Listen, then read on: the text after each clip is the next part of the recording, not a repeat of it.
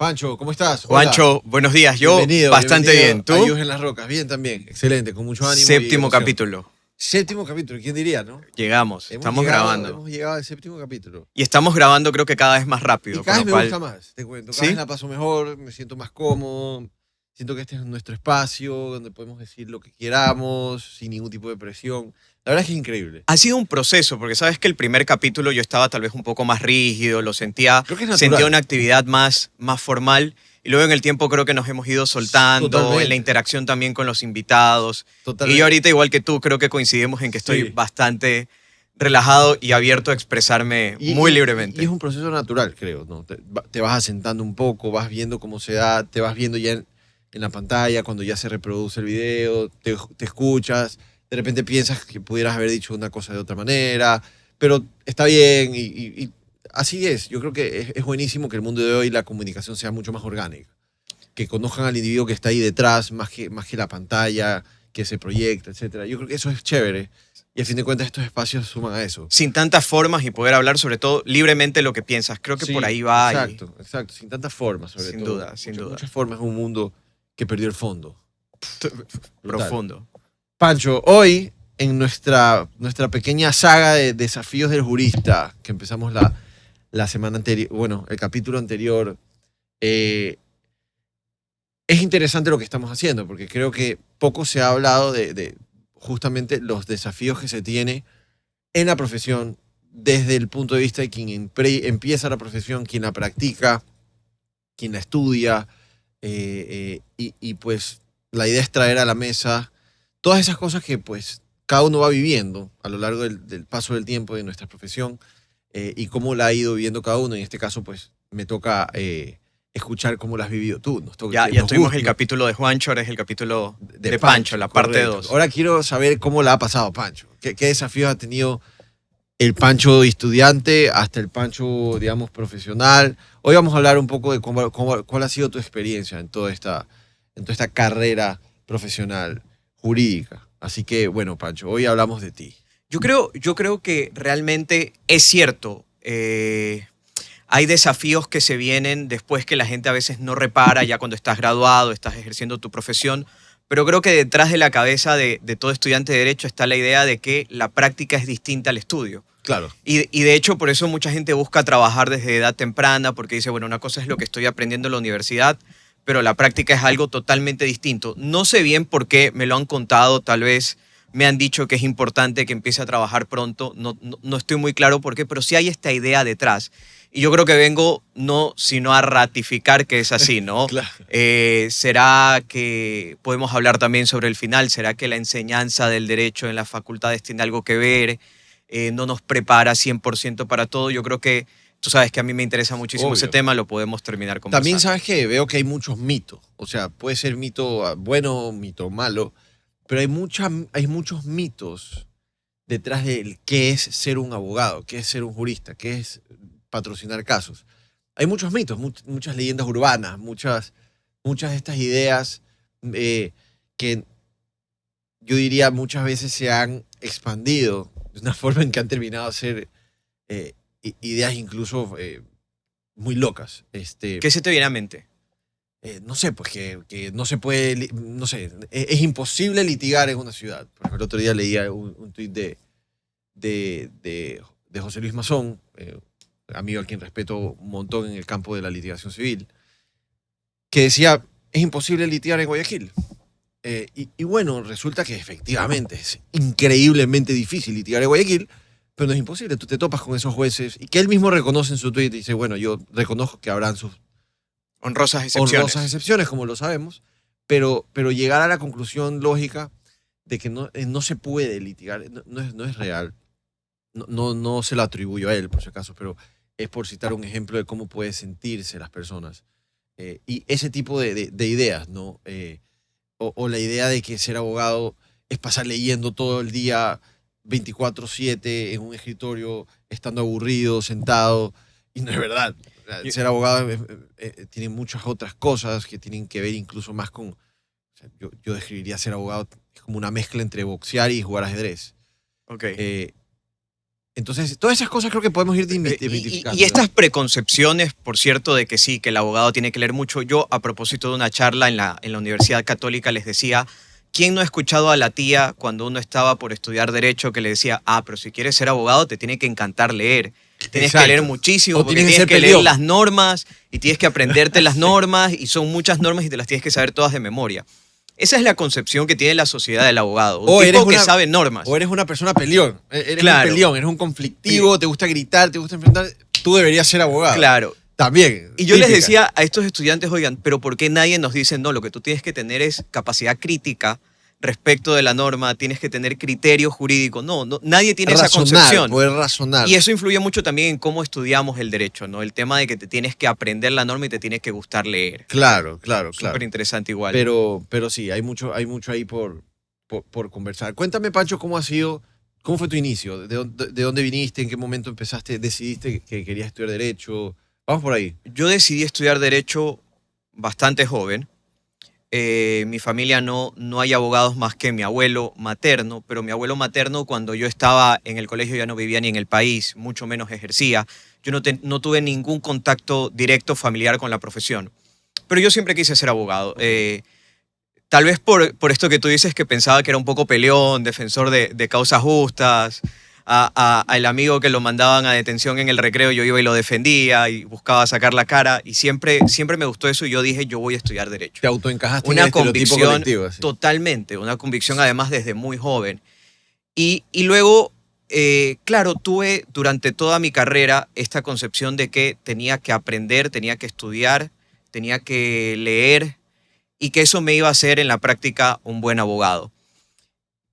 Más bien, creo yo, tenía que aprender, tenía que estudiar, tenía que leer, pero además tenía que ser sociable. Se me venía mucho a la mente a mí de que incluso si yo soy medio, poco o muy sociable, tenía que hacerlo más. Tenía que ser lo más sociable posible porque el buen abogado tenía que ser ser social, tenía que poder hablar, tiene que tratar o poder ser el centro de atención, acaparar el foco de una conversación. Y yo tenía estas dos preconcepciones. Y siempre lo intenté hacer así, en el colegio siendo presidente del colegio, en la universidad haciendo un poco de política universitaria, siendo representante estudiantil, tal, y tratando igual de mantener un nivel en mis estudios, de aprender derecho, etc. Y un poco así me formé y dije, perfecto, así me he formado, este es mi camino, un principio, un fin, yo voy a salir y voy a ser un abogadazo. Y ya está, Excelente. porque tengo estos dos elementos. Panchito, bebé, proyectándose a ser un abogadazo. Y luego cuando salí empecé a toparme con estas otras cosas que yo no las tenía, pero ni por asomo en mi cabeza, que también hubiese sido bueno que trabajara, que también hubiese sido bueno que las hubiese considerado antes y que no las consideré y luego me costó un poco irme adaptando a ese entorno ya del mundo profesional. ¿Cómo qué? ¿A qué te refieres? Danos unos ejemplos. Mira, por ejemplo, tú y yo compartimos alguna vez en una firma muy grande de Guayaquil, estuvimos ahí algún tiempo. Casa de formación, importantísima. Importantísima. Y claro, yo reforzaba esta noción de que esto es una firma grande, los casos están ahí, ¿verdad? Yo solamente tengo que tener la cabeza para trabajar los casos. Y nunca se me ocurrió, por ejemplo, que luego los casos no siempre iban a estar ahí. Obvio, yo tenía que salir a buscar los casos y que ser social o ser agradable no bastaba para saber captar clientes. Ese fue para mí, por ejemplo, un gran choque. Otra cosa, por más que hayas estudiado, hayas sido un buen estudiante, la gente te reconozca y tal, y tu cuadro de honor, lo que fuera, yo salí y a mí me tocó recién graduado vivir una experiencia profesional en donde yo tenía que hablar con gente mucho mayor a mí. Claro. Y luego venía él, lidia con la persona que te quiere pisar, te quiere bajar, porque yo soy mayor, tú pelado, que estás nuevo en esto, ¿qué vas a saber? Bueno, eso ya te tocó vivir un tema muy, muy propio del gestionar equipos en la administración pública cuando te ponen siendo pelado, digamos. Totalmente. Bueno, mi primera experiencia fue a los 23 años. Claro, peladito. Me fui a vivir a Quito de un día para otro. Acuerdo, y empecé, y claro, mi trabajo era de asesor, con lo cual todavía no tenía que manejar un equipo. Era netamente, sí, una labor intelectual de asesorar, de dar opiniones, de llevar ciertos procesos.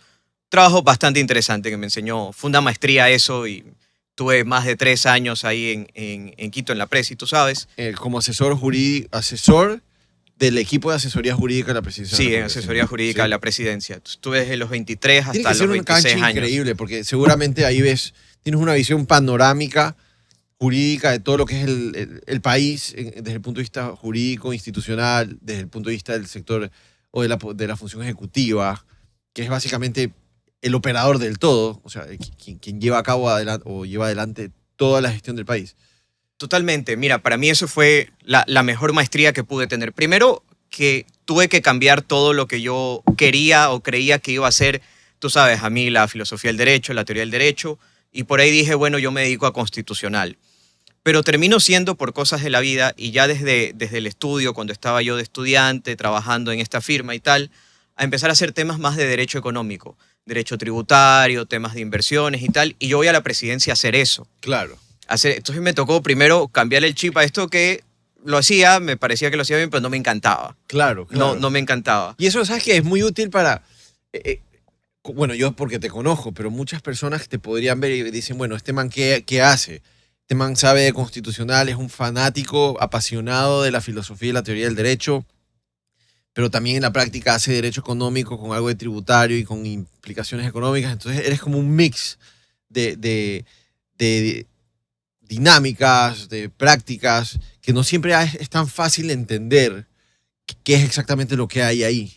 Yo te diría, yo soy un muy buen tributarista, me considero así, si me permites lanzarme la cuña, Claro pero que me sí. apasiona la teoría del derecho y por ende la teoría constitucional y tal. Entonces eso realmente a mí, Y es chévere a las porque- 12 de la noche, abrir un libro de esto para divagar con una copa de vino, feliz. Claro. Y luego a las 10 de la mañana con un tratado de derecho tributario, todo. Es como un justo pero equilibrio. lo que intento decir es una mezcla interesante, ¿no? Sí, sí, sí. No se suele encontrar por ahí a un tributarista apasionado del derecho constitucional y sobre todo, pues, de la filosofía del derecho. ¿Me explico? O sea, Sí, sí, sí. es algo muy extraño, pero eso te hace muy particular, te hace ser un abogado muy, muy particular. Sí, sin duda. Para bien, obvio, para bien. Y sabes que esta experiencia, un poco retomando del trabajo en la función pública, que yo realmente a cualquier estudiante joven que está por graduarse y tiene la duda y te pregunta, ¿será que me voy un año a trabajar? Ándate.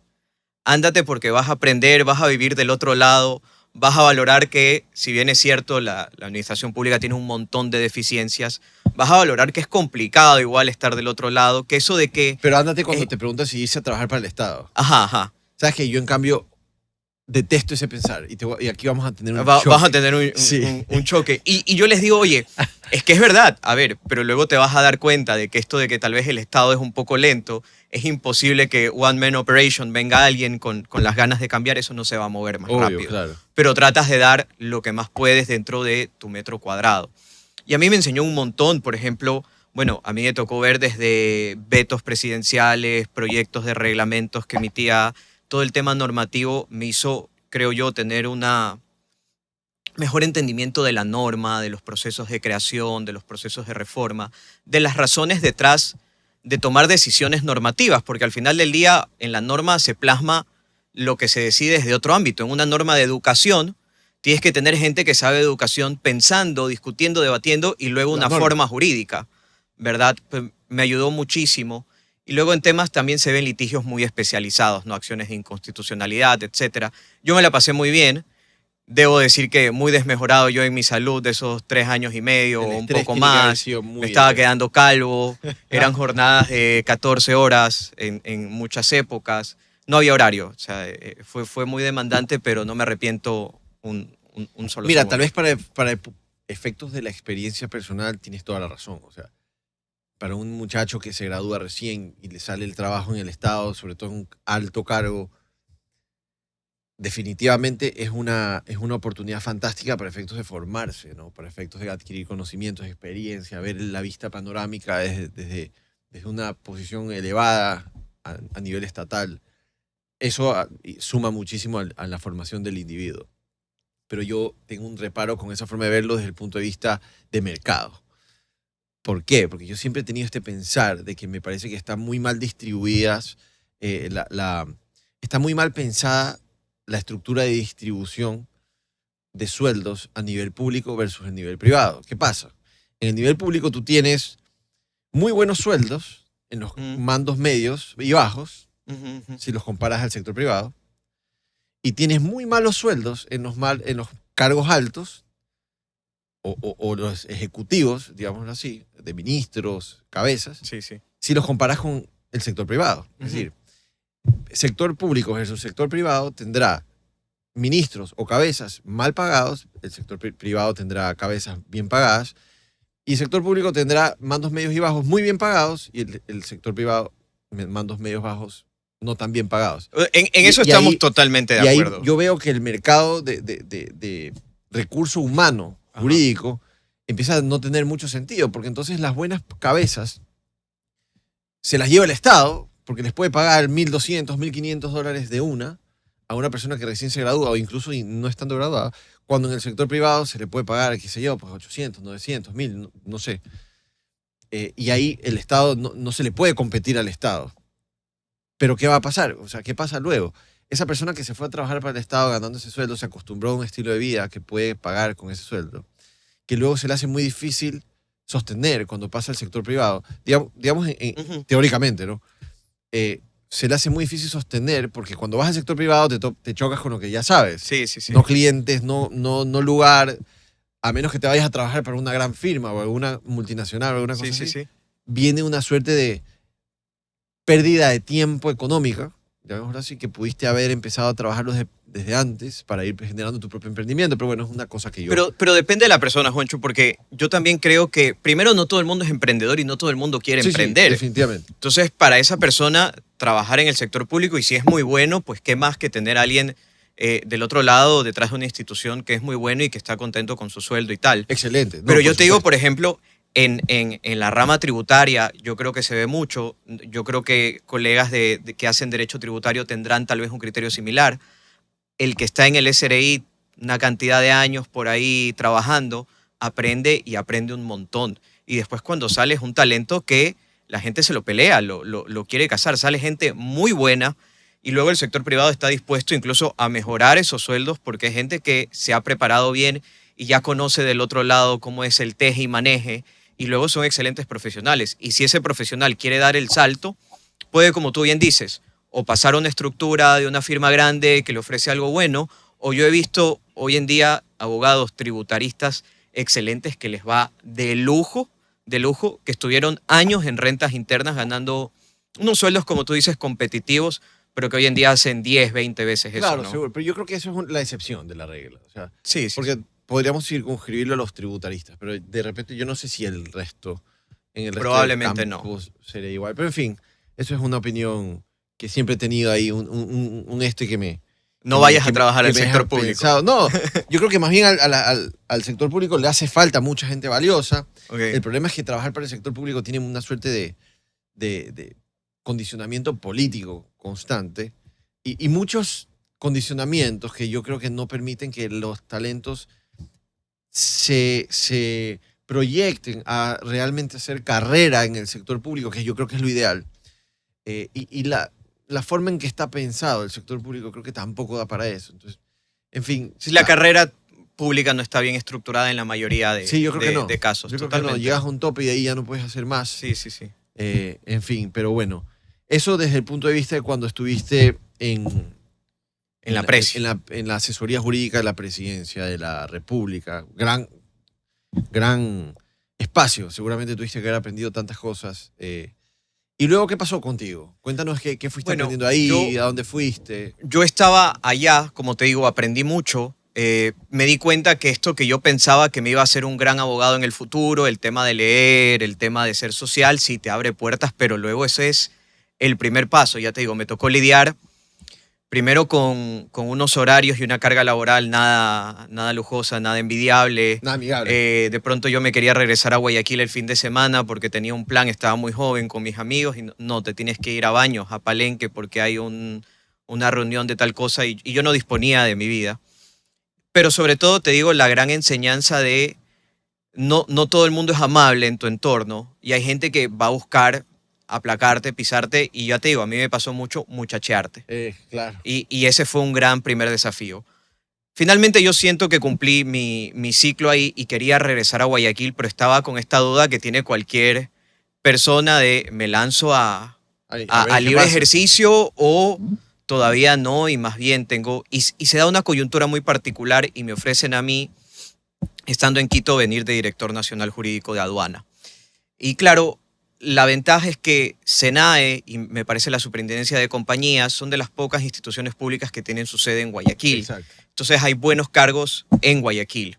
Y como yo hacía derecho tributario, asesoraba en temas económicos, me reunía constantemente con rentas internas, con SENAE, se da esta oportunidad y yo me regreso a Guayaquil. Increíble. Desafío, sí. Perdón, además, solo para complementar, además que yo a nivel ya empresarial veo que ahí creo que apareció un desafío importante para ti, que era lo que empecé a decir, la gestión de equipo. Eso, allá iba. Bueno, primero, la aduana es una institución complicada, compleja, muchos procesos, cosas que yo ni tenía idea, un cuerpo de seguridad ahí dentro de una institución que no es de seguridad, temas de tributos, pero temas principalmente de comercio exterior, entrada, salida de mercancías, y como todo comercio, mucho trabajo, mucha carga, mucha operación.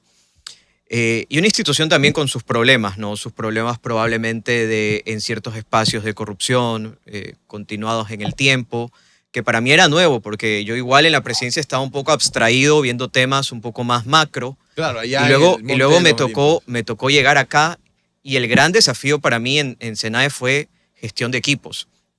En equipo directo de 2 direcciones por debajo, tantas personas, 20 personas, y luego sobrever o vigilar la buena marcha de todos los distritos aduaneros, que son, digamos, oficinas de aduana que a veces están en un paso de frontera. Claro. No es que están en Quito solamente en Cuenca, no están en pasos de frontera. Y abogados que tienen ahí trabajando muchísimos años y tratar de lograr una dinámica y compaginar este gran grupo humano, te puedo decir para mí un desafío brutal, tremendo. Yo no me imaginaba que parte de ser abogado en algún punto iba a ser saber administrar equipos. Y de hecho te puedo decir, nunca me imaginé que era tan complejo administrar talento humano. Pensaba que era una cuestión de definir responsabilidades y tal, locura. Pero no. Y ahí te digo, hay mucho tema de soft skills.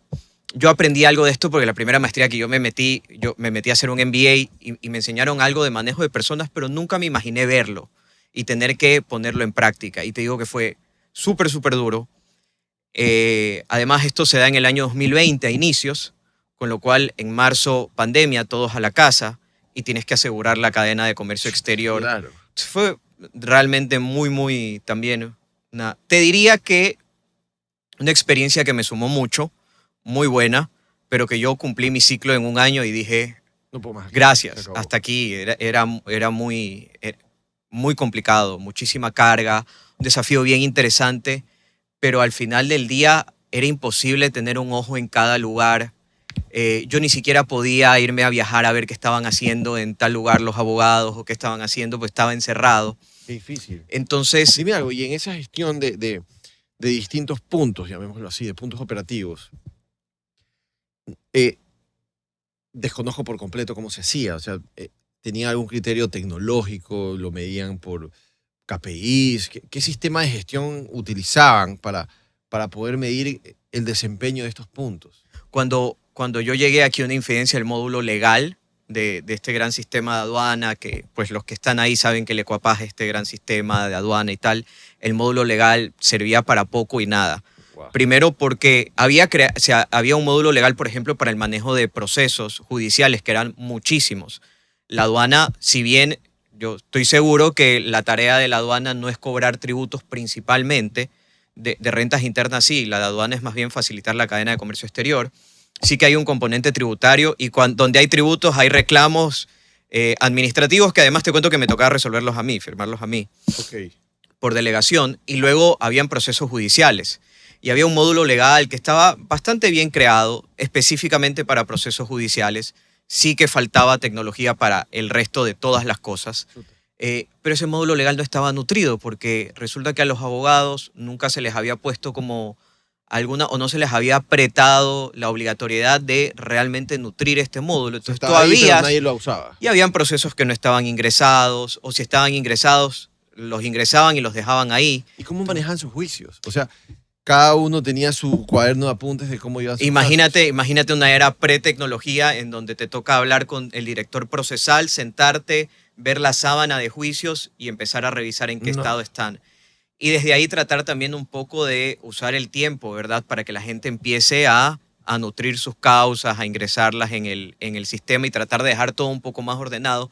Que te puedo decir que para mí era el gran desafío que yo me planteé estando ahí. Me estreso solo con escucharte. Más allá de todas las cosas, para mí, yo iba muy de la mano. Había una persona muy buena de tecnología que apoyaba el área legal y yo estaba encima de esta persona porque decía, esto es lo que yo quisiera dejar. Lo habré hecho bien, mal, poco, pero creo que algo mejoró. Pero sí, definitivamente un desafío de locos. Y ahí viví puntualmente el tema de administración de personas que no te preparan nunca, ¿no? En la No, carrera. nunca. Y yo siempre hago esta reflexión porque tú ves, yo me he puesto a ver mallas de gente que estudia, bueno, administración de empresas tal vez más claro, pero alguna ingeniería, alguna cosa, alguna carrera, y a todos les dan, aunque sea un poco para que entiendan cómo son las operaciones, o le dan algo básico de contabilidad, o algo básico de manejo de personas, algún tema de marketing, De pero a derecho procesos, no. claro. A derecho te dan los códigos, las normas, 1, 2, 3, 4, procesal 1, 2, 3, 4 y hasta ahí. Y luego cuando tú sales y quieres ser Usted es un abogado, man de la biblioteca. Básicamente.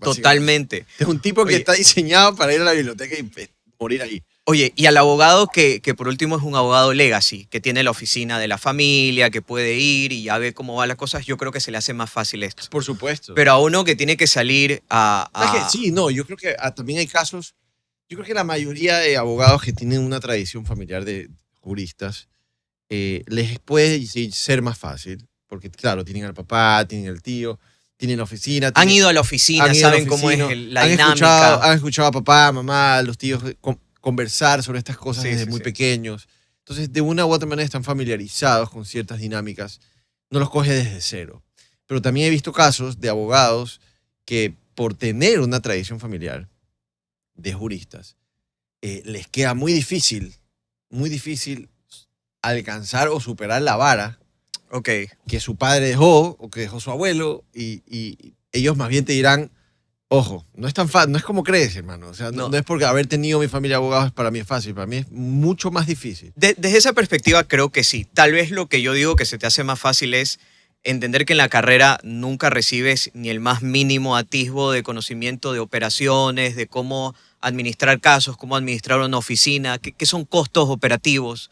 Y creo que eso tal vez lo tienen un poquito más claro. O Claro. bueno, cualquier tal vez en la medida en que tengas alguna cercanía con el emprendimiento. Correcto, sí. Ahora, si el emprendimiento además es legal, creo que viene Algo bastante sabes, bien. Sí, algo sabes. Desde el otro lado, sin duda, tendrá sus desafíos propios Claro. y probablemente tan, cuan o más complicados. Sí, sí, tienes razón. De repente ya desde el punto de vista de la operación, de mantener una oficina, saber cómo funciona un poco, saber que la secretaria está ahí, saber que tienes que pagar la luz. De repente eso se les Sí, sí, facilita, sí. ¿no?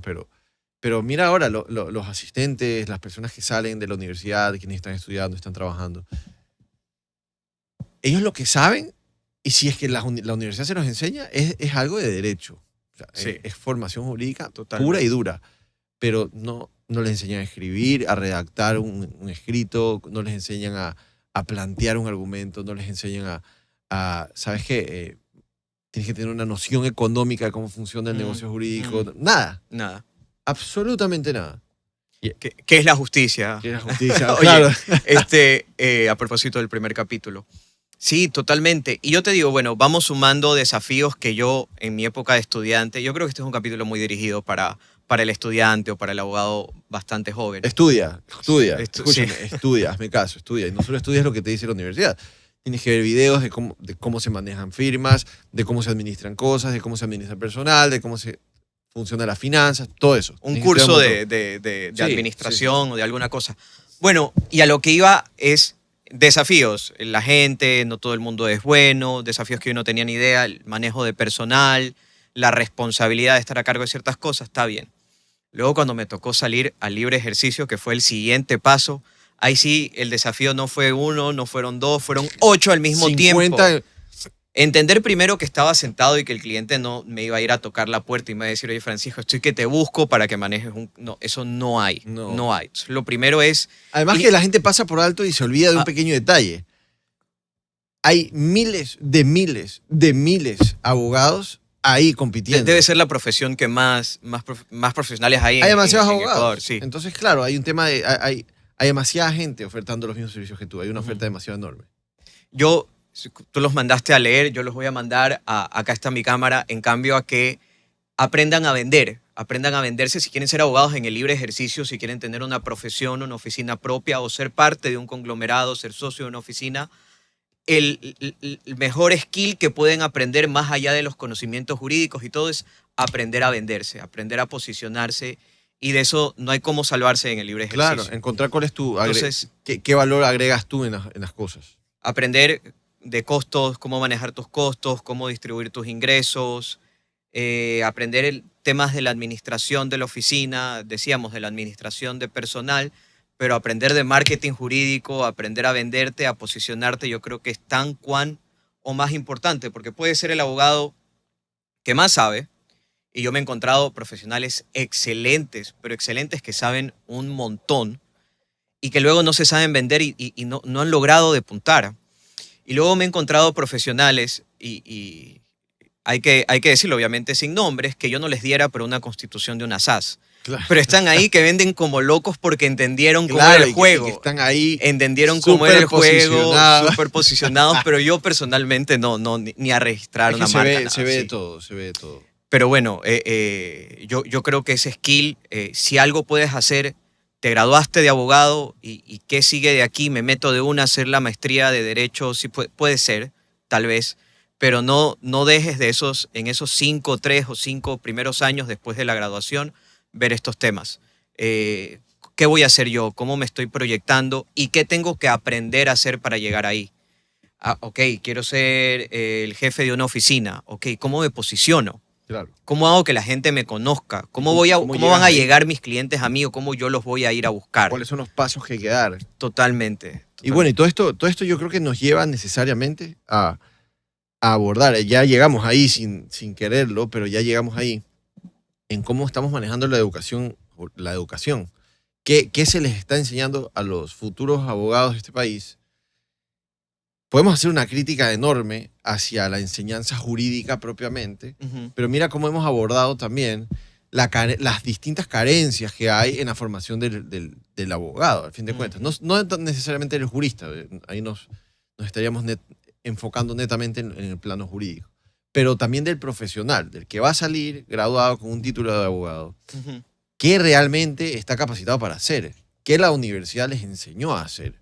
Y ahí yo veo, y coincides conmigo, creo que estamos en la misma página ahí, que la universidad no está enseñando estas cosas. No, incluso, por ejemplo, cosas como litigación oral, la universidad no lo está enseñando. Y tal vez es cuestión de agarrar un par de materias y darte temas básicos y el que absorbe va a absorber mucho de ahí y va a saber, aunque sea, para dónde dar los siguientes pasos. Totalmente. Pero es que no hay, y a cambio estamos reduciendo cada vez más la carrera. Mallas, o sea, y la gente que tiene tiempo para estudiar rápido se inscribe en todo y en 3 años saliste de abogado y... Sí, y eso es muy grave. Sí. Eso es gravísimo, porque lo único que hace es perjudicar la calidad de la justicia. O sea, el sistema de justicia ahora cada vez tiene profesionales de menor calidad, lamentablemente. Y cuando se habla de reducir las mallas, cuando se habla de enseñar menos cosas, cuando se habla de dar cartones más rápido, estamos sacrificando la calidad, a fin de cuentas, siempre, necesariamente. La cruzada, yo creo, de mi vida, la que yo tengo así planeada para escribir en mis memorias será tratar, bajo todos los medios que pueda, de reformar un poco la enseñanza del derecho acá en Ecuador. Bueno, y por eso es que estamos aquí, y ¿no? por eso es que por supuesto. Por eso tenemos este podcast. Yo cuando yo estudié Derecho, fíjate, todavía habían rezagos de la enseñanza meramente formal legalista. Entonces el profesor que agarraba el código y te hacía leer el código artículo a artículo y que... Pero eso no sirve para nada. Claro. ¿Tú te acuerdas? O sea, yo también lo puedo hacer en mi casa, ¿no? Abrir el artículo y no pago la universidad y ya está, y me compro un código y se acabó. Y era una enseñanza, mira, era una enseñanza distinta, muy formalista, pero hasta cierto punto, pese a ser una enseñanza muy formalista, lograba, al menos me pasó a mí, lograba despertar en ti la comprensión hacia el derecho. Comprenderlo. Y tal vez utilizando métodos un poco cuestionables, como la memorización. Todavía obligatio es juris vinculum quo necessitatis necessitatis stringimur stringimur aliquo cuius solvente solvente secundum nostra civitatis iura. Sí, sí. Concepto de obligación en latín que yo creo que nos lo aprendimos en el día 1 y moriremos y lo seguiremos sabiendo. Yo estoy dando una materia de obligaciones y yo les leo la definición justiniana de obligación y les digo, a mí me hacían aprender esto y me tomaban en examen. Se vuelven locos, les parece una locura que te hayas tenido que aprender algo yo para en latín. aprenderme ese concepto hice una canción que empieza con eso. Y claro. Y es que te lo toman y equivócate, pues. Equivócate, claro. Y esa canción está ahí y suena y literalmente está el concepto. Yo creo ahí. que tú y yo vimos con el mismo profesor, Sí, que era así muy... Claro, Manzano, un crack. Terminabas golpeado, si no... Increíble. Sí. Y no, preocúpate si no terminabas golpeado por Manzano, no Claro, te quería. Sí. En todo caso, de alguna manera, habría que ver qué tan ineficiente fue ese formalismo, porque yo creo que si comparamos ese formalismo que a veces criticamos versus las metodologías de enseñanza de hoy, Ujú. podríamos criticar su forma, pero ¿cuál consigue mejores resultados? ¿Cuál crees tú? Yo te diría, yo hago una distinción ahí, como que el primer momento es el formalismo, legalismo en la enseñanza del derecho, que lo vivió seguramente a flor de piel mi abuelo, gente de esa generación, y a nosotros nos quedó un rezago de eso. Pero en nuestra época la enseñanza, diría yo, ya era dogmática, en el sentido de que ya no solo era leer la norma acríticamente y memorizar acríticamente, sino decirte, mira, aquí está la norma, hay un autor que dice esto de aquí, yo critico esto de acá, por ahí, ¿qué piensas tú? Ya hay, aunque sea, el centro sigue siendo la norma, pero ya es un foco que te permite pensar más. Esa creo que fue nuestra enseñanza, creo que el modelo todavía se mantiene. La dogmática es excelente, es linda, es necesaria, es hermosa, O sea, pero falso, creo que tú la es odias. exageradamente dogmática la enseñanza. Yo nunca me dejaré de quejar de haber visto 5 o 6 materias de penal por gusto. Claro, Netamente netamente dogmático. sí, digamos. dame una, dame dos, pero no. Y luego yo veo si hago la maestría, es lo que siempre... Pancho, cuando tú criticas la educación dogmática, Ujú, que me parece una crítica válida, porque tampoco, ¿no? Mucha dogmática es ujú, ujú. vivir en un mundo de conceptos innecesario y infructuoso. ¿Cuál es la alternativa? ¿A qué te refieres con salgamos de la educación dogmática y hagamos esto otro? ¿Qué es eso Yo otro? he estado tratando de armar ya Ok. algún tiempo algo que es el kit de herramientas del abogado. Excelente, Ok. fantástico. Entonces, ¿qué tiene que saber, por ejemplo, creo yo, en lugar de ver procesal penal 2, 3 y todo, o procesal civil? No tengo nada en contra de la rama penal puntualmente. Me da risa lo que acabas de hacer, porque mucha gente lo hace. La gente cree que cuando se dirige hacia mí, lo hace como si yo fuera el derecho penal. El defensor del derecho penal. Sí, como si me estuvieran ofendiendo Claro, a sí, mí. lo siento de verdad, pero no. Pero, por ejemplo, en el derecho anglosajón se enseña legal research, el tema de aprender a buscar las fuentes del derecho, todas las fuentes, que no solamente es la ley, que no solamente es la norma, pero aprender a acceder a ellas. Entonces no tengo que leer toda la norma, tengo que aprender a acceder y luego tengo que tener criterio y capacidad jurídica para entenderla e interpretarla. ¿Dónde está el universo normativo que rige esto que estoy Entonces analizando? tengo que aprender interpretación jurídica. Eso es una materia pero esencial. Tengo que aprender a formar argumentos, tengo que aprender argumentación jurídica, tengo que aprender litigación oral, tengo que aprender litigación oral. Estos otros soft skills que a los abogados ni por aquí nos dan, pero pueden haber un par de materias también en ese sentido. Y ahí podríamos pues hablar un montón. Yo lo que haría realmente es restarle espacio a la dogmática y aprovechar para dar otro tipo de saberes jurídicos que creo que son muy relevantes para la formación del criterio del abogado. Análisis económico del derecho, por ejemplo. Importantísimo.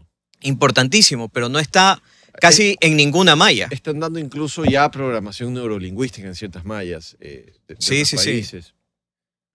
Hay componentes también de inteligencia artificial, hay componentes financieros, hay mucho por hacer ahí, digamos. El otro día veía una universidad que estaba reformando su malla y estaba haciendo cosas bastante buenas. Estaba quitando tal vez mucho procesal o los 8 civiles, digamos. Y había metido interpretación, había metido unas materias bien interesantes. Y luego derecho deportivo. Ah, mira. Que está bueno. A ver, el derecho deportivo es increíble, está en pleno auge, me parece una rama interesantísima.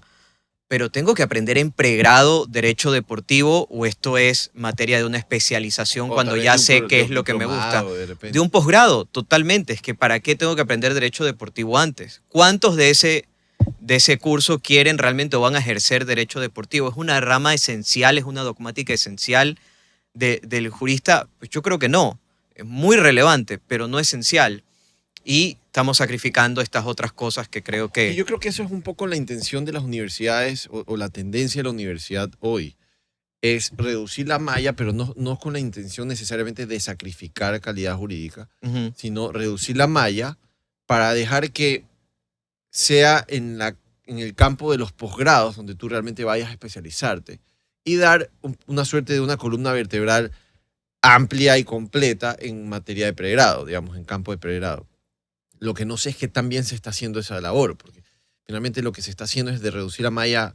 Ahora tienes formación muy corta, con las materias que antes eran muy largas y profundas y extensas, ahora las tienes muy apretadas, insuficientes, no alcanza el tiempo para verla toda.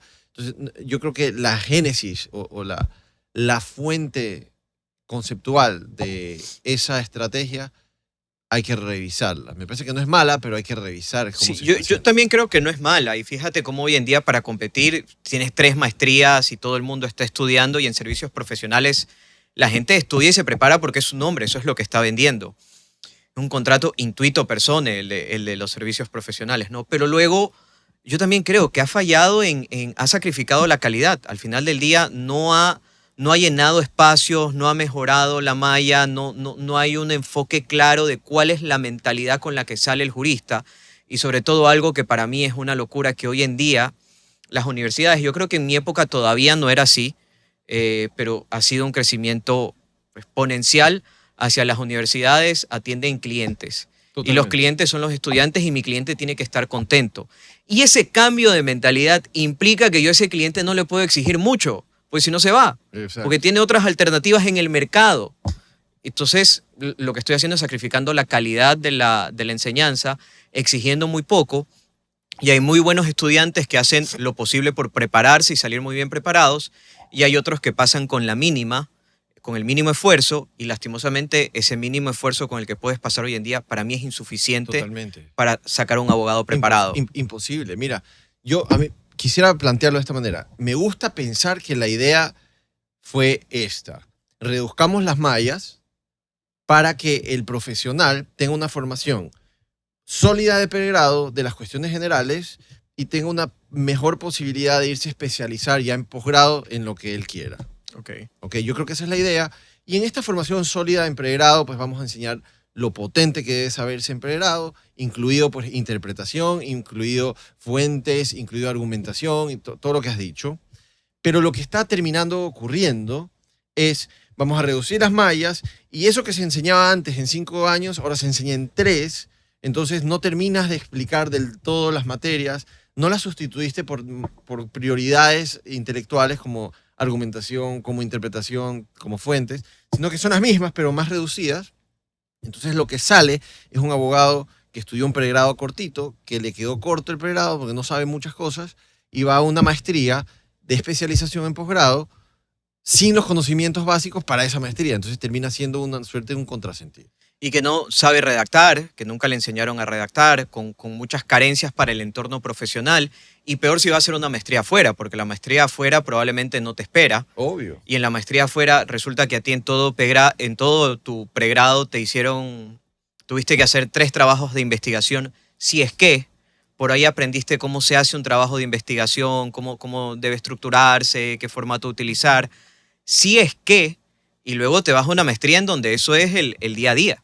Claro. Ese es el semana a semana, la producción académica. Y yo creo que sí es una desventaja y en lugar de hacer un bien, no solo para el estudiante, sino para la sociedad en general, le estamos haciendo daño. Le estamos Sí, yo haciendo creo que daño a todo todo esto el mundo.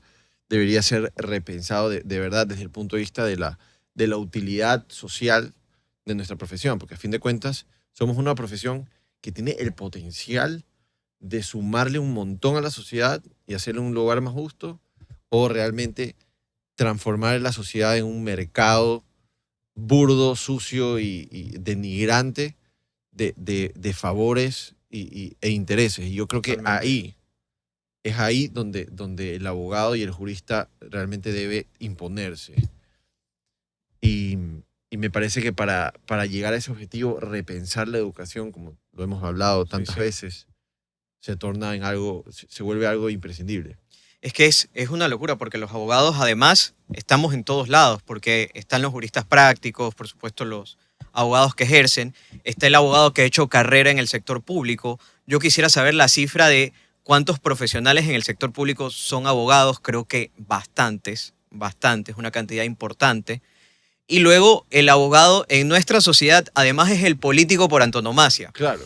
Porque tal vez hay cada vez más, ¿no? La gente está estudiando ya ciencias políticas y tal, pero tradicionalmente el abogado es el que va a la asamblea, el abogado es el que hace actividades políticas. Entonces estamos como en todos No, lados. y tú les preguntas a los alumnos, ¿no? ¿Por qué estás estudiando Derecho? Es que quiero ser político. Y esto Claro. me sirve como para todo. Entonces, esa es muchas veces la razón para estudiar Derecho. Porque esto sirve para todo. ¿Cuántos de esos realmente son necesarios para un sector jurídico que está tan desgastado? ¿Me explico? Sí, Me totalmente. parece que el mecanismo de selección debe ser otro. Y ese abogado que salió sin saber interpretar las normas termina siendo el asambleísta que las tiene que crear. Sí, muy complicado, realmente es un círculo vicioso de defectos. Y Totalmente. yo creo que vale la pena cuestionarse esto cada vez más, volverse a plantear estas preguntas y armar algo bueno para la experiencia Sí, del sí. estudio del derecho y luego para la sociedad Deberíamos de ese crear un jurista que sale. instituto. Deberíamos crear un instituto. Creemos el instituto, creado. Un instituto jurídico pequeño que tenga estas corrientes que hemos pensado, no tan tradicionales, pero que tengan una enseñanza un poco más global de las fuentes necesarias que creemos un jurista debe tener consigo. Yo creo que sería muy valioso en realidad a nivel social. Como cierre de séptimo capítulo, Tenemos empezamos un la nuevo constitución del instituto de... ¿Cómo le ponemos? ¿Cómo le ponemos? Bueno, yo creo que podemos tomarnos... Vas a salir, vamos. Contratamos una agencia mejor de marketing Sí, porque no nos dieron en la carrera, entonces... Y puede ser que en esta conversación demos un nombre que Que no sea nos muy vaya a gustar inconveniente. luego. Sí, totalmente, totalmente.